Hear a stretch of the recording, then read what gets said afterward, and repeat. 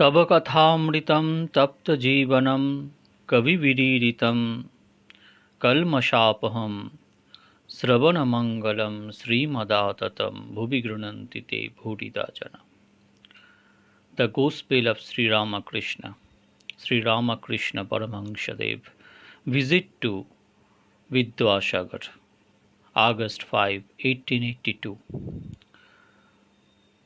Pandit Iswarchandra Vidyasagar was born in the village of Birshinga, not far from Kamarpukur, Sri Ramakrishna's birthplace.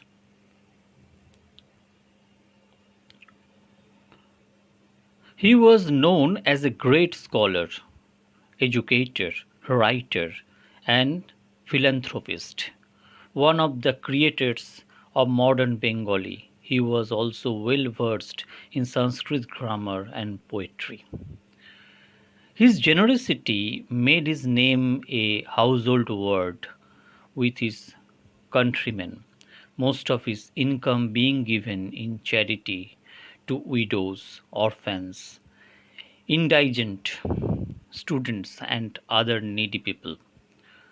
Nor was his compassion limited to human beings. He stopped drinking milk for years so that the calves should not be deprived of it, and he would not drive in a carriage for fear of causing discomfort to the horses. He was a man of indomitable spirit, which he showed when he gave up the lucrative position of principal of Sanskrit College of Calcutta because of disagreement with the authorities. His affection for his mother was especially deep.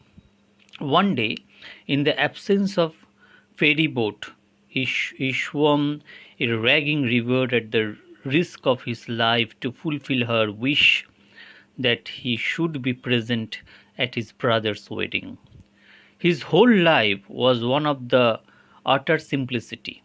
The title Vidyasagar, meaning ocean of learning, was given him in recognition of his vast erudition.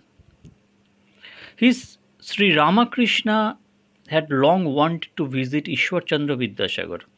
Learning from Ma that he was a teacher at Vidyasagar's school, the master asked, "Can you take me to Vidyasagar?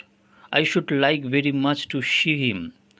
Ma told Iswarchandra Vidyasagar of Ma told Ishwarchandra of Sri Ramakrishna's wish, and the Pandit gladly agreed that Ma should bring the master some Saturday afternoon at 4 o'clock. He only asked Ma what kind of Paramhansha the master was, saying, "Does he wear an ochre cloth?" Ma answered, "No, sir, he is an unusual person.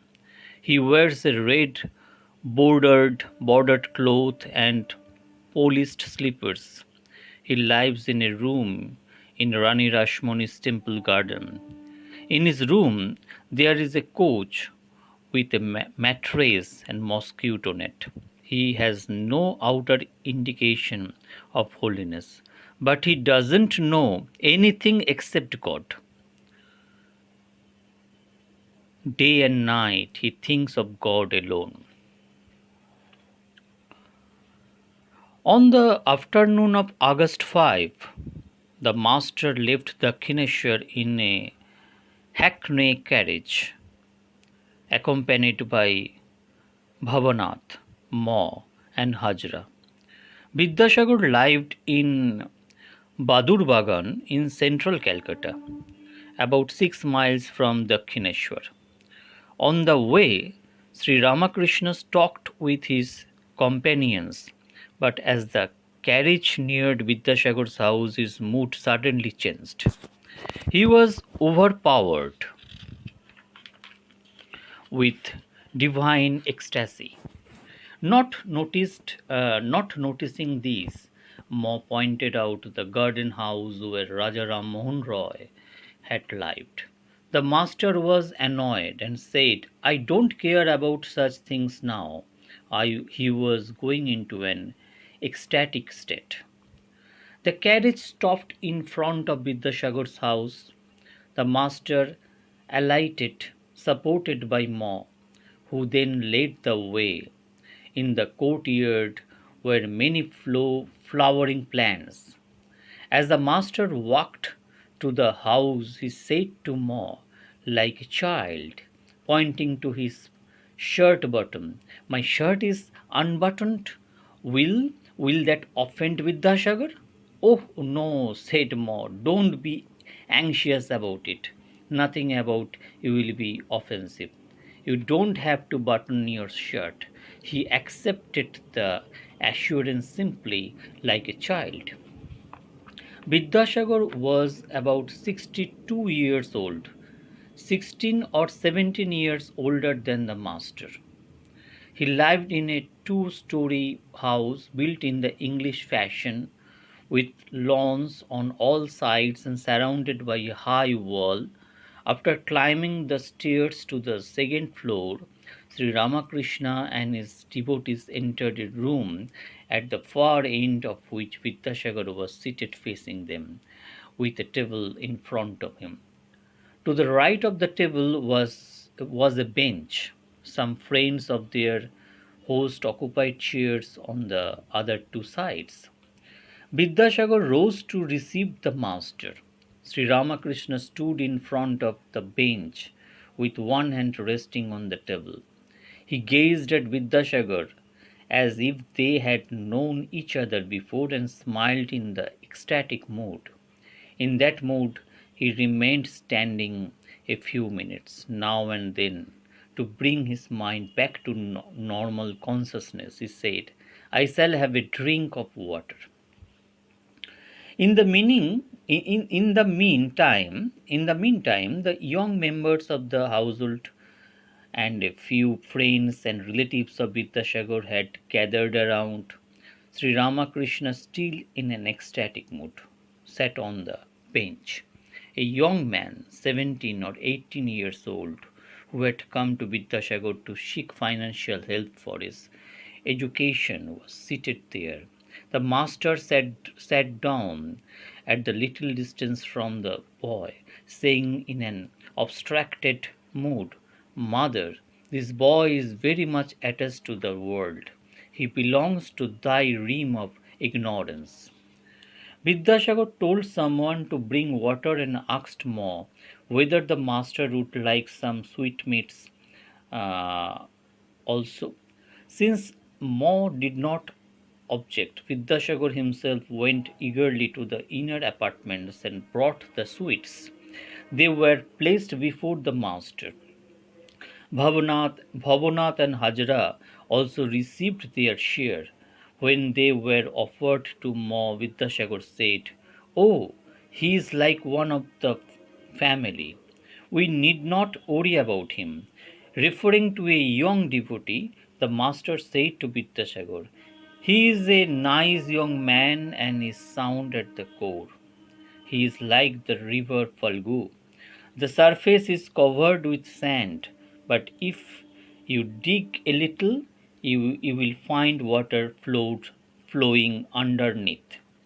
After taking some of the sweets, the master, with a smile, began to speak to Vidyasagar.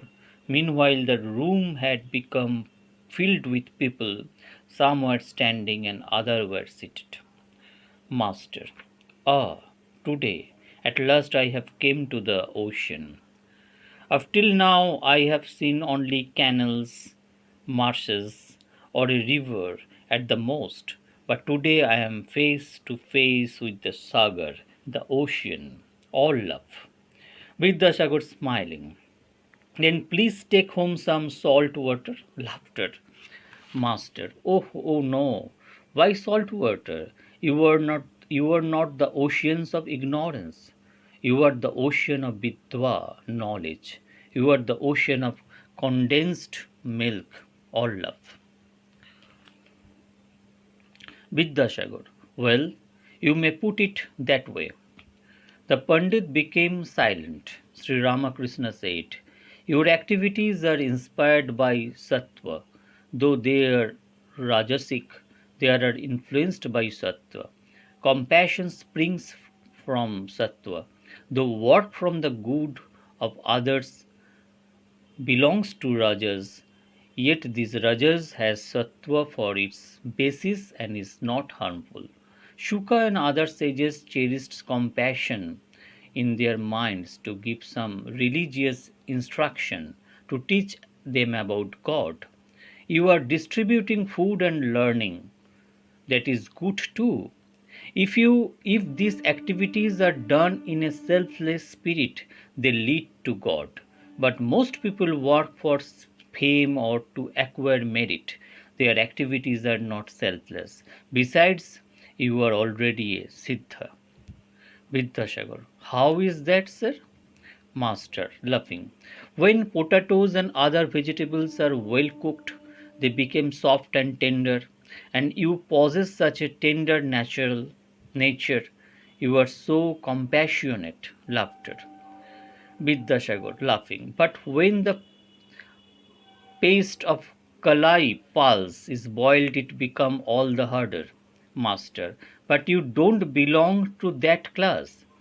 Mere pundits are like uh, diseased fruit that become hard and will not ripen at all.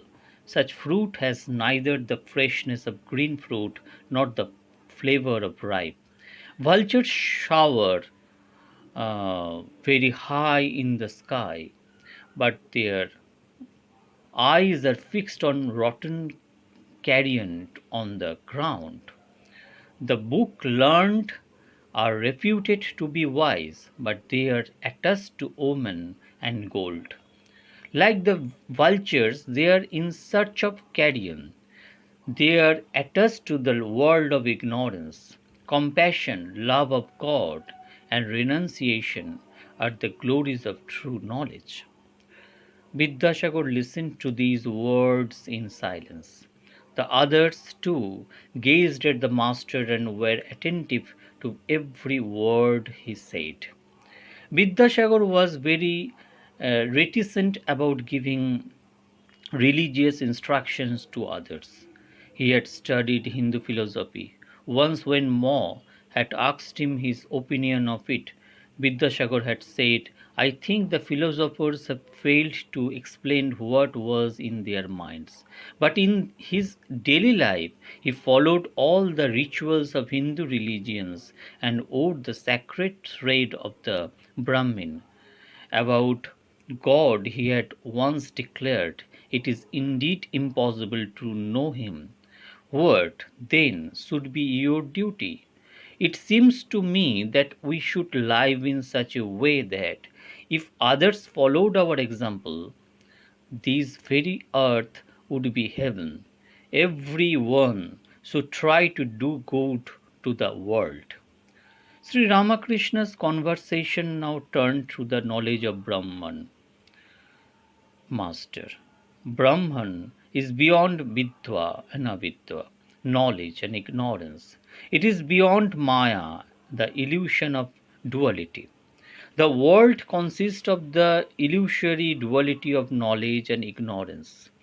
It contains knowledge and devotion and also attachment to omen and gold, righteousness and unrighteousness, good and evil. But Brahmin is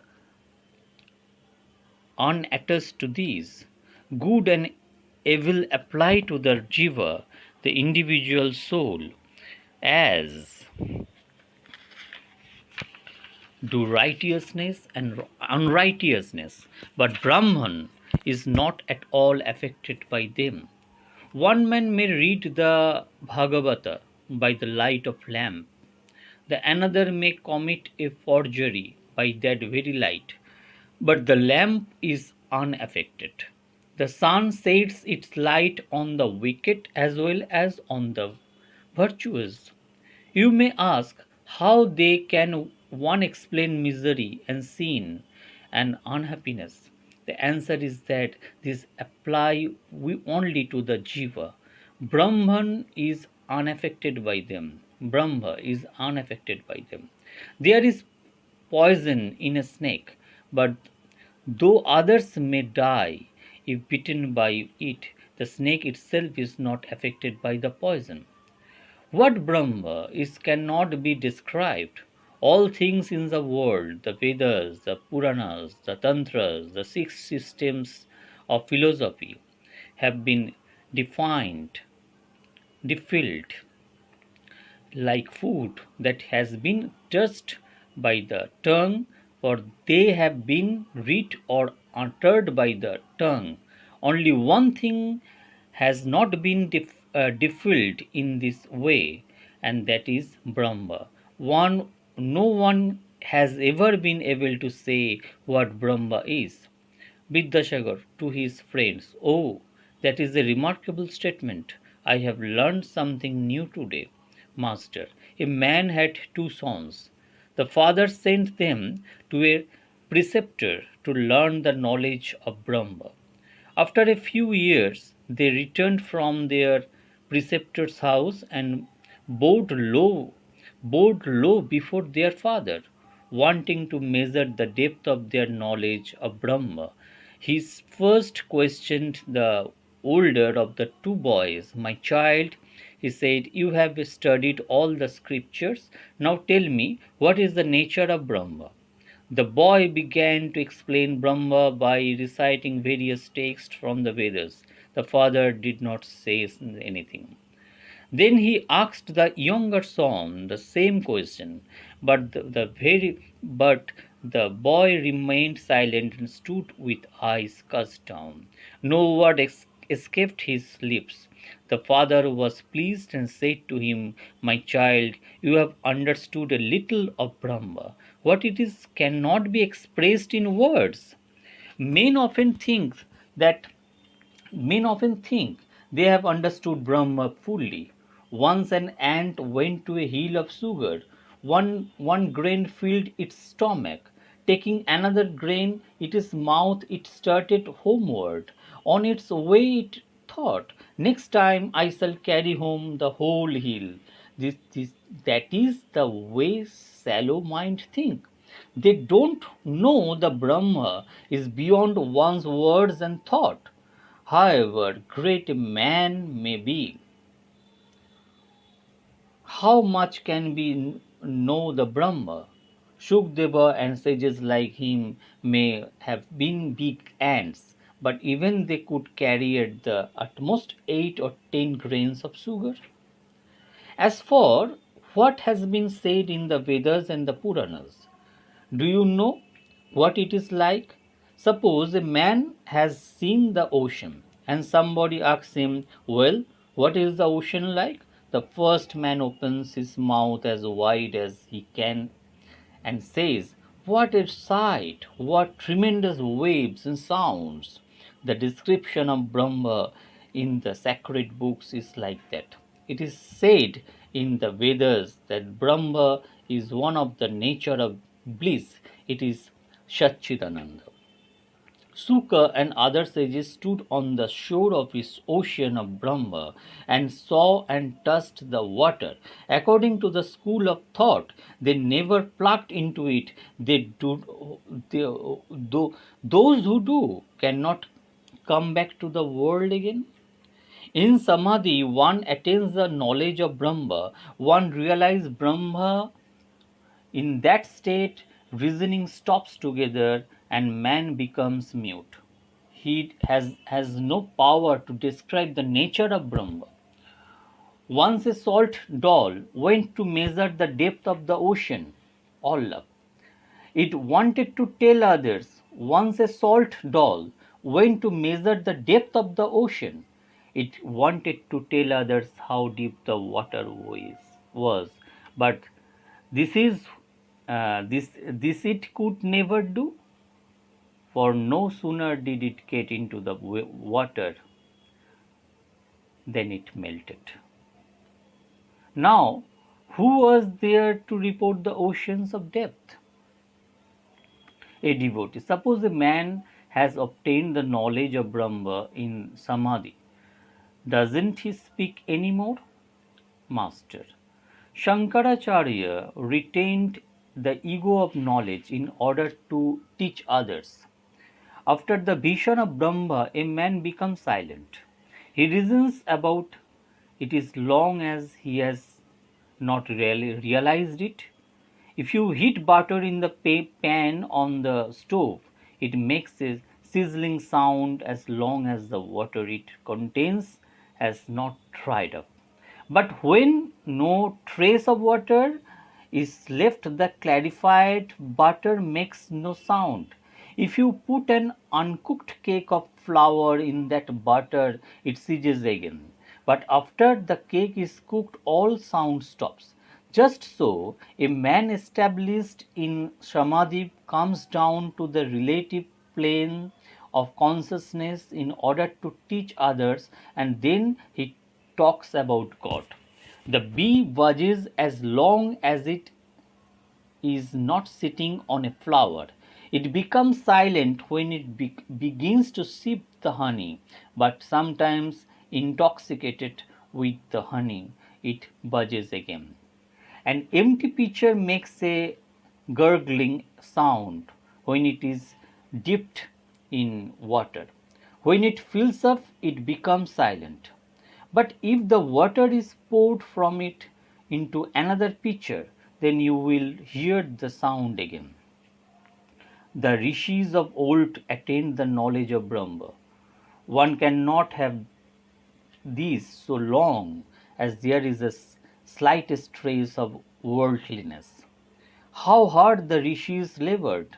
Early in the morning they would go away from the hermitage and would spend the whole day in solitude, meditating on Brahma. And night they should return to the hermitage and eat a little fruit or roots. They kept their minds aloof from the objects of sight, hearing, touching, and other things of a worldly nature. Only thus did they realize Brahma as their own inner consciousness. But in the Kali Yuga, man, being totally dependent on food for life, cannot altogether shake off the idea that is the body.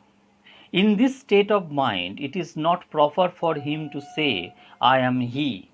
When a man does all sorts of worldly things, he should not say, I am Brahma. Those who cannot give up attachment to worldly things and who find no means to shake off the feeling of I should rather cherish the idea I am God's servant. I am his devotee. One can also realize God by following the path of devotion. The Janani gives up his identification with worldly things, discriminating not this, only they can be realized Brahma. It is the reaching the roof of house by leaving the steps beyond, one by one.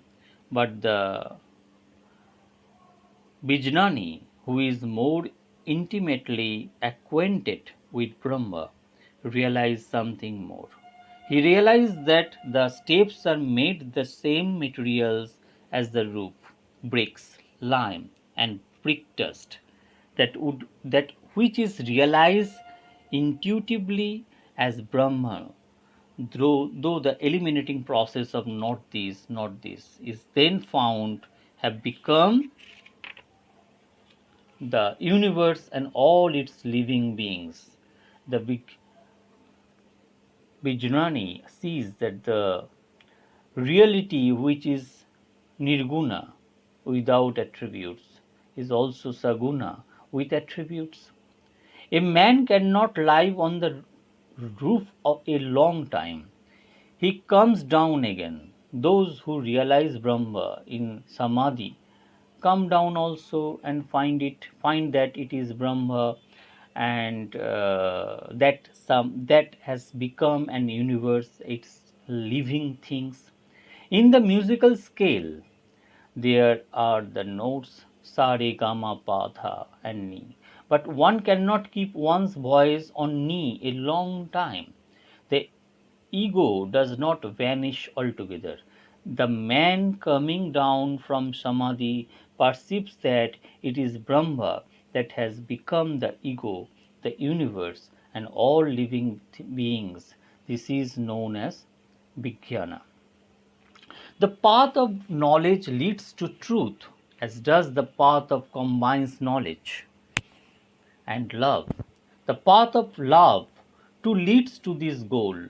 The way of love is, is as true as the way of knowledge.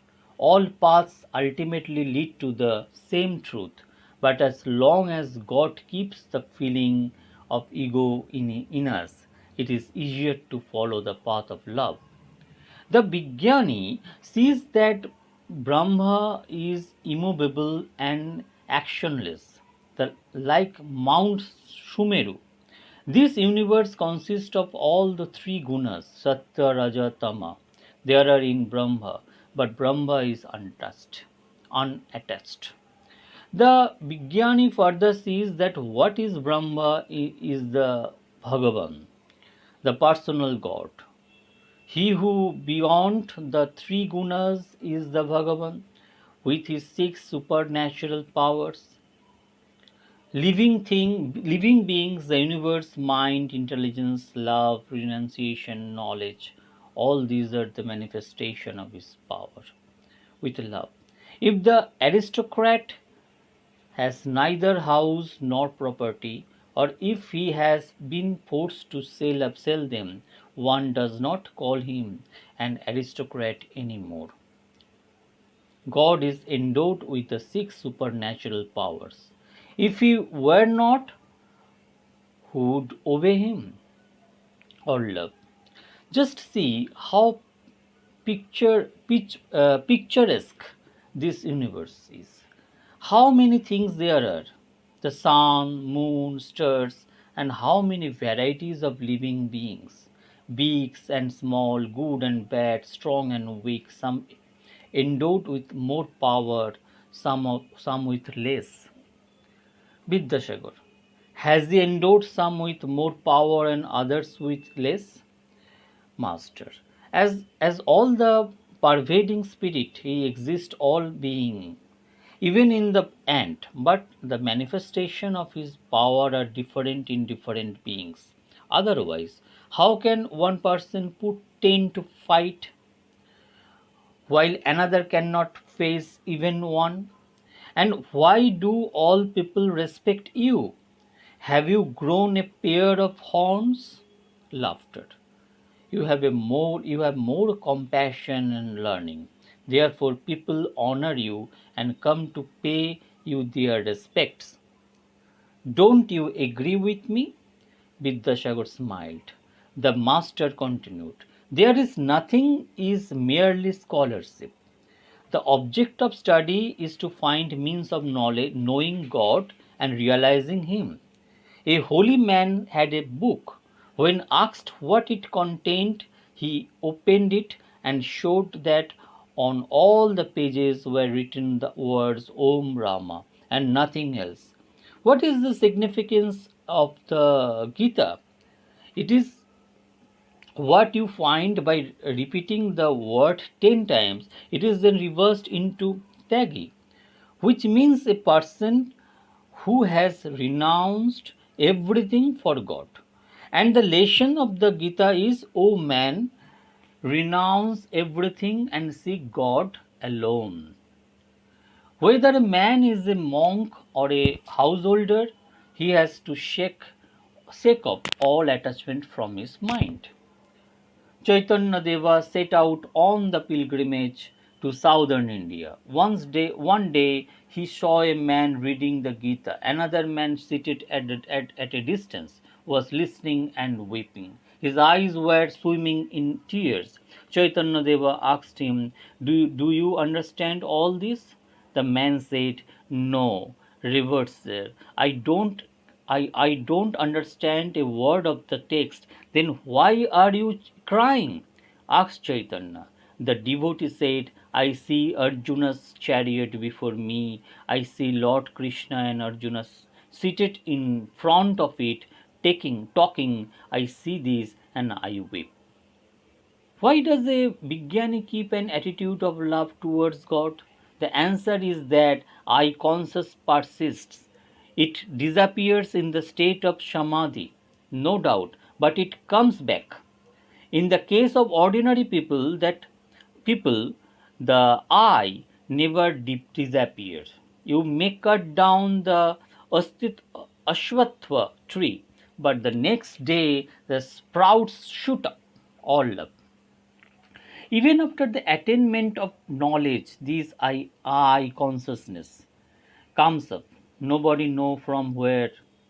You dream of a tiger, then you awake, but your heart's keeping on palpitating. All our suffering is due to this I. The cow cries Hamba, which means I. That is why it suffers so much. It is yoked to the plug and made to work in the rain and sun. Then it may be killed by the butcher. From its hides shoes are made, and also drums, which are merciless, bitten, laughter. Still, it does not escape suffering. At last, strings are made out of its entrails for the bows used in cardining cotton, that it no longer says, Hamba, hamba, I, but Tuhu, tuhu, thou, only then are its troubles over. O Lord, I am the servant, thou art the master, I am the child, thou art the mother. Once Rama asked Hanuman, How do you look on me? And Hanuman replied, O Rama, as long as I have the feeling of I see that thou art the whole and I am a part. Thou art the master and I am thy servant. But when, O Rama, I have the knowledge of truth, when then I realize that thou art I and I am thou. The relationship of master and servants is the proper ones. Since this, I must remain, let the rascal be God's servant. I and mine, this constitute ignorance. My house, my wealth, my learning, my possessions. The attitude that prompts one to say such things comes of ignorance. On the contrary, the attitude born of knowledge is, O God, thou art of the master, and all these things belongs to thee, house, family, children, attendants, friends are thine. One should constantly remember death. Nothing will survive death. We are born into the world to perform certain duties, like the people who come from the countryside to Calcutta on business. If a visitor goes to a rich man's garden, the superintendent says to him, "This is our garden, this is our lake," and so forth.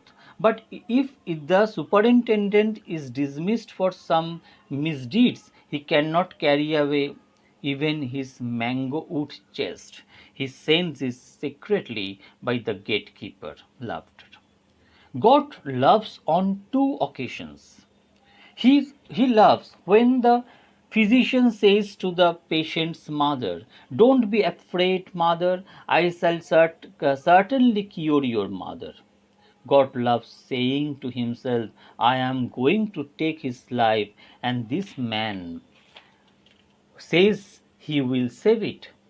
The physician thinks he is the master, forgetting that God is the master.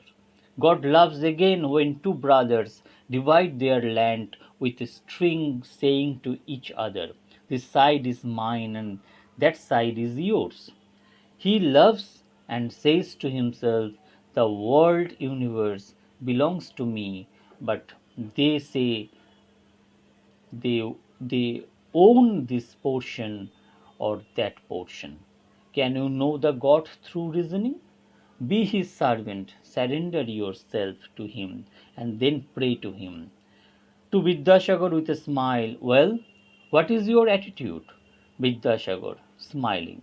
Someday I shall confide it to you. All love. Master, laughing. God cannot be realized through mere scholarly reasoning. sea cannot be realized by meaning of mere scholars. One must have faith and love. Let me tell you how powerful faith is. A man was about to cross the sea from Ceylon to India. Bibhishan said to him, "Tie these things in a corner of your wearing cloth, and you will cross the sea safely. You will be able to walk on the water, but be sure not to examine it, or you will sink." The man was walking easily on the water of the sea. Such is the strength of faith. When having some part of the way, the he thought, "What is this wonderful things Bibhishana has given me, that I can walk even on the water?" He untied the knot and found only a leaf with the name of Rama written on it. "Oh, just this," he thought, and instantly he sank. There is a popular saying that Hanuman jumped over the sea through his faith in Rama's name, but Rama himself had to build a bridge. If a man has faith in God, then he need not afraid though he may have committed sin, nay, the vilest sin. The master continued, "Faith and devotion. One realizes God easily through devotion. He is grasped through ecstasy of love." While singing, the master went into samadhi. He was seated on the bench facing west, the palms of his hands joined together, his body erect and motionless. Everyone watched him expectantly. Vidyasagar too was speechless and could not take his eyes from the master. After a time, Sri Ramakrishna showed signs of regaining the normal state. He drew a deep breath and said with a smile, "The means of realizing God are ecstasy of love and devotion. That is, one must love God. He who is Brahma is addressed as the Mother." Ramprasad asks the mind only to guesses the nature of God. He wishes it to understand that what is the called Brahma in the Vedas is addressed by him as the Mother. He who is attributeless also has attributes. He who is Brahma is also Shakti. When thought of as inactive, he is called Brahma, and when thought of as the creator, preserver, and destroyer, is called the primordial energy Kali. Kali. Brahma and Shakti are identical, like fire and its power to burn. When we talk of fire, was automatically mean also its power to burn. Again, the fire born power fire's power to burn implies the fire itself. If you accept one, you must accept the other. Next, second portion of this chapter will describe next day. Thank you so much. Hare Krishna.